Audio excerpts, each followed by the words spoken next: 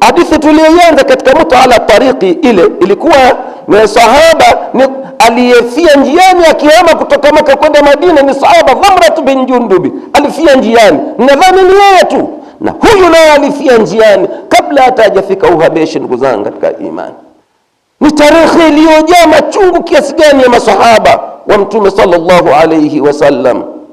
Al-Harith bin Khalid radhiyallahu anhum kharaja huwa wa zawjatuhu wa abnauhu al-arba'a, alitoka yeye na mkewe na watoto wake wanne. Lakini akiwa safarini, ndugu zangu katika imani, na familia yake, mwamba huyu radhiyallahu anhu wa arda, wakashikwa na kiu ambacho hakina mfano. Kiu wanatembea mguu ati, kiu kikali mno, hakuna mfano.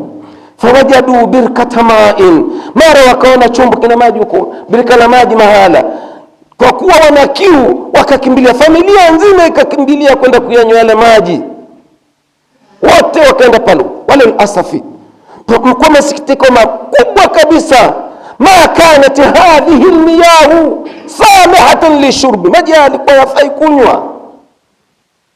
Fasharibu jami'an illa al-Harith ta'akhkhara qalilan, wakanywa wote maji haya isipokuwa bwana Harith, yeye alichelewa kidogo. Yeye kwa sababu anaona, wacha familia, maji yenyewe si mengi, wacha familia hii, wacha watoto wangu wanywe na mke wangu wanywe, mimi bado naweza, hata yakisha naweza nikavumilia, hata nikifa potelea mbali, lakini wacha familia, watoto kwanza wanywe. Watoto wale wakanywa na mama akanywa. Hazikupita dakika nyingi, wote hawa wakafa mbele yake, anawaangalia. Radhiyallahu anhum wa ardahum. Kuna wepesi hapa, kuna wepesi katika safari hii, kuna wepesi huo mnavyodhani nyie. Miamba hii ndugu zangu katika imani, hebu niambie ndugu zangu, mwezi ni huu na vile waliopata masahaba katika kuitetea dini hii, katika kuinusuru dini hii, ni haya. Wewe na cha ajabu, Muislamu eti anakesha usiku akishangilia magoli ya kombe la dunia. Inaingia akilini? Hii akili gani ya Muislamu gani wa aina hii? Muislamu gani wa aina hii ndugu zangu katika imani?